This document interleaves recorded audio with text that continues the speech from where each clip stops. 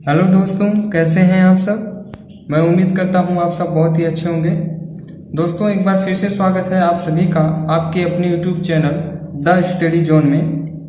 पिछले वीडियो में हमने बात किया उत्तल दर्पण द्वारा बने प्रतिबिंब के बारे में, उत्तल दर्पण के उपयोग के बारे में, अवतल दर्पण के उपयोग के बारे में हमने पिछले वीडियो में जाना।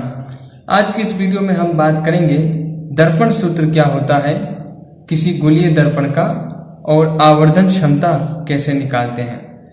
तो आज की इस वीडियो को शुरू करने से पहले मेरा आपसे अनुरोध है कि अभी तक अगर आपने चैनल को सब्सक्राइब नहीं किया है तो प्लीज चैनल को सब्सक्राइब करें, घंटी वाली बटन दबाएं तथा ऑल पर क्लिक कर दें।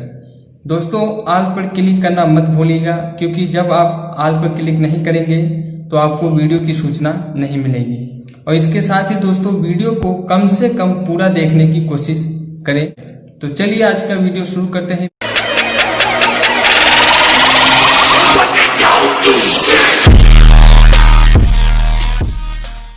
दोस्तों, आज का पहला टॉपिक है दर्पण सूत्र, मिरर फॉर्मूला।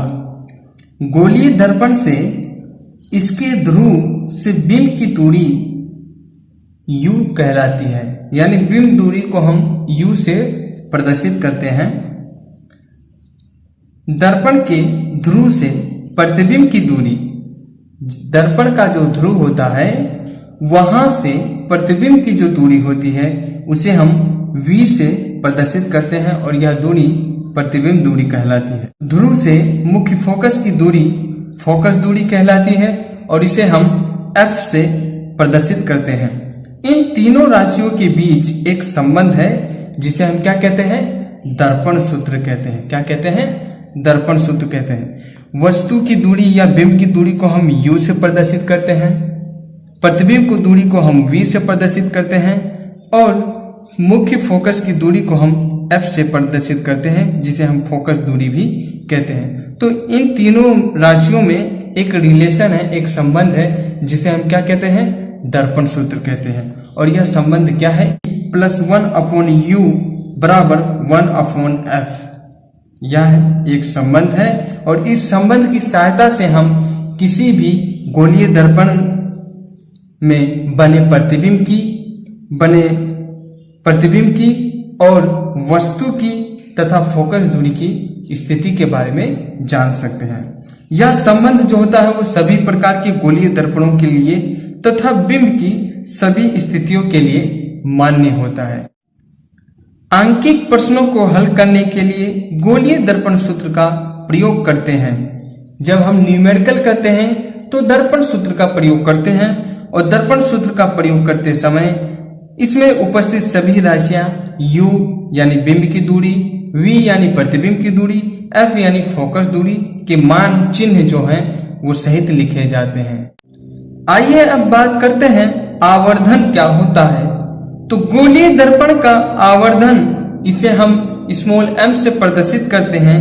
यह जो होता है प्रतिबिंब के आकार h' तथा वस्तु के आकार h का अनुपात होता है, यानी किसी गोलीय दर्पण का आवर्धन जो होता है वो प्रतिबिंब के आकार और वस्तु के आकार का अनुपात होता है। तो इसे हम h'/h या फिर -v/u के द्वारा ज्ञात करते हैं। किसी गोलीय दर्पण का अगर आपको आवर्धन ज्ञात करना तो आप इस सूत्र का प्रयोग करेंगे। यह सूत्र है आवर्धन यानी स्मॉल m बराबर प्रतिबिंब का आकार यानी h' बटे वस्तु का आकार यानी h बराबर -v/u। v का मतलब होता है प्रतिबिंब का आकार और u का मतलब होता है वस्तु की दूरी यानी वस्तु का आकार। तो इस सूत्र का आप प्रयोग करके आवर्धन गोलीय दर्पण का ज्ञात कर सकते हैं। आवर्धन जो होता है वो धनात्मक हो सकता है और ऋणात्मक हो सकता है।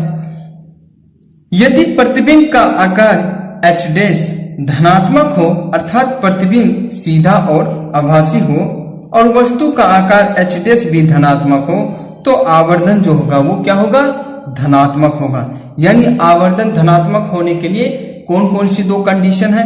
पहला कंडीशन तो यह है कि प्रतिबिंब का आकार यानी h' जो होगा वो धनात्मक हो। आवर्धन ऋणात्मक होता है वस्तु के आकार h को धनात्मक, यदि प्रतिबिंब का आकार h' ऋणात्मक हो, अर्थात प्रतिबिंब उल्टा और वास्तविक हो, तो आवर्धन जो होता है वो ऋणात्मक होता है। ऋणात्मक के लिए भी दो कंडीशन है।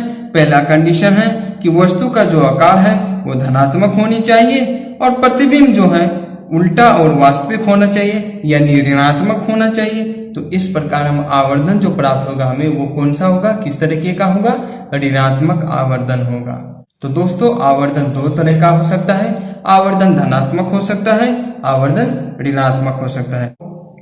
तो उम्मीद करता हूं दोस्तों आपको गोलीय दर्पण सूत्र समझ में आया होगा, आवर्धन समझ में आया होगा कि किस प्रकार हम आवर्धन किसी गोलीय दर्पण का निकाल सकते हैं। तो आज हमने जो दर्पण सूत्र पढ़ा उस दर्पण सूत्र पे आधारित एक न्यूमेरिकल करते हैं और आवर्धन क्षमता पे आधारित एक न्यूमेरिकल करते हैं। तो चलिए हम, तो आपकी बुक का ही एक न्यूमेरिकल है, किसी ऑटोमोबाइल में पीछे का दृश्य देखने के लिए उपयोग होने वाले उत्तल दर्पण की वक्रता त्रिज्या 3 मीटर है। यानी दिया है वक्रता त्रिज्या r बराबर कितना है, 3 मीटर है।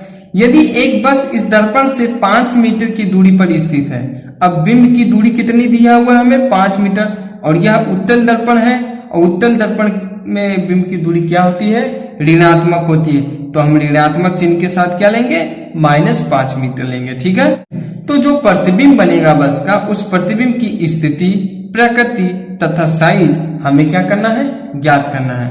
तो हमें प्रतिबिंब दूरी v निकालनी है और प्रतिबिंब की ऊंचाई h' यानी उसकी आकार, आकृति और स्थिति हमें ज्ञात करना है। ठीक है, तो चलिए सवाल को हम करते हैं।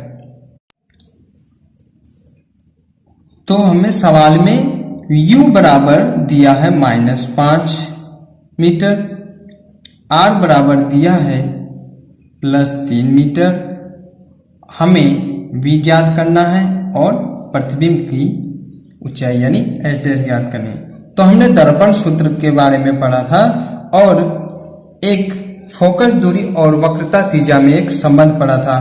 फोकस दूरी और वक्रता त्रिज्या में जो संबंध होता है वो ये होता है r बराबर 2f, यानी वक्रता त्रिज्या जो होती है वो फोकस दूरी की दुगनी होती है।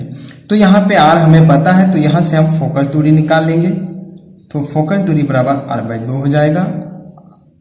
अब यहाँ पे r हमें 3 दिया है, तो हम यहाँ पे 2 का भाग देकर तो हमें फोकस दूरी कितना मिल जाएगा, 1.50 मीटर मिल जाएगा। ठीक है, हमें फोकस दूरी मिल गई।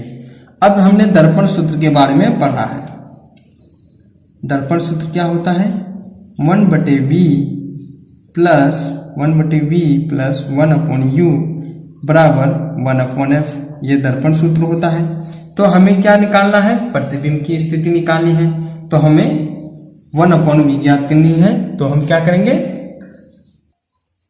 तो हम लिखेंगे 1/v बराबर 1/f माइनस 1/u, और इसमें जो है मान रख देंगे। तो 1/v बराबर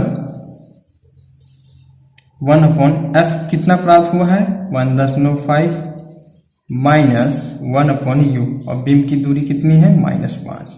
ठीक है, अब इसका हम क्या करेंगे, एलसीएम लेंगे। तो इसका एलसीएम आएगा 7.50, और फिर इसको जब हम मल्टीप्लाई करेंगे तो ऊपर हमें 5 मिलेगा और यहाँ पे हमें मिलेगा 1.50। ठीक है, अब क्या करते हैं, और यहाँ पे देखिए ये -5 था। ठीक है, ये -5 था, तो ये माइनस माइनस क्या हो जाएगा, प्लस हो जाएगा। यहाँ पे क्या हो जाएगा, प्लस हो जाएगा। ठीक, ये क्या है, 5 + 1.50, इसको हम जोड़ लेंगे तो ये कितना हो जाएगा, 6.50 अपॉन 1.50, और ये किसके बराबर है, 1/v के। तो 1/v बराबर कितना हो जाएगा, 6.50 अपॉन 7.50, और v बराबर क्या हो जाएगा, 7.50 अपॉन 6.50।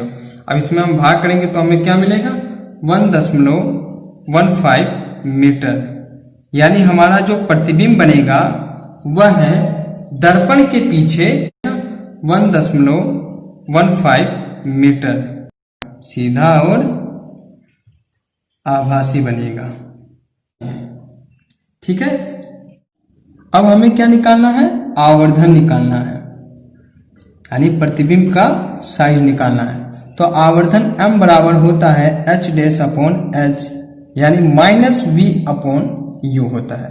तो v हमें पता है, अभी हमने निकाला है, ठीक है, और u भी हमें पता है -5 मीटर है। तो इसमें मान रख देते हैं माइनस और नीचे लिख देते हैं -5 मीटर। तो ये माइनस माइनस तो हो जाएगा प्लस, और जब हम 5 का 1 में भाग देंगे तो हमें प्राप्त होगा 0.23 मीटर। यानी प्रतिबिंब जो है वो कैसा होगा, प्रतिबिंब आभासी होगा, सीधा होगा, तथा प्रतिबिंब की जो साइज होगी वह बिंब से छोटा होगा। कितना छोटा होगा, 0.23 गुना छोटा होगा। तो प्रतिबिंब हमें आभासी मिलेगा, सीधा मिलेगा, और बिंब से छोटा 0.23 गुना छोटा प्राप्त होगा। तो इस प्रकार हम किसी भी गोलीय दर्पण द्वारा बने प्रतिबिंब का आकार, साइज और उसकी प्रकृति को ज्ञात कर सकते हैं। तो उम्मीद करता हूं दोस्तों आपको आवर्धन और दर्पण सूत्र अच्छी तरह से समझ में आया होगा। तो दोस्तों इस वीडियो में यहीं तक, मिलते हैं नेक्स्ट वीडियो में नेक्स्ट टॉपिक के साथ। मैं उम्मीद करता हूं कि आपको ये वीडियो पसंद आया होगा। अगर आपको वीडियो पसंद आया है तो वीडियो को लाइक करें, अपने दोस्तों को ज़्यादा से ज़्यादा शेयर करें, और अगर अभी तक आपने चैनल सब्सक्राइब नहीं किया है तो चैनल को सब्सक्राइब करें, घंटी वाली बटन दबाएं तथा ऑल पर क्लिक कर दें। ऑल पर क्लिक करना मत भूलना, क्योंकि जब आप ऑल पर क्लिक कर लेंगे तो जैसे ही हम कोई वीडियो अपलोड करेंगे तो उसकी सूचना आपको तुरंत मिल जाएगी। इसके साथ ही दोस्तों अगर आपने अभी तक हमारे Facebook page the study zone को फॉलो नहीं किए हैं, स्टडी जोन को फॉलो करें। और अगर आपको चैप्टर वाइज नोट्स चाहिए, हर वीडियो हर लेक्चर के नोट्स चाहिए, तो आप हमसे टेलीग्राम पर जुड़ सकते हैं। तब तक के लिए आप अपना ख्याल रखिए। आपका दिन शुभ हो। Thanks for watching. Thank you very much.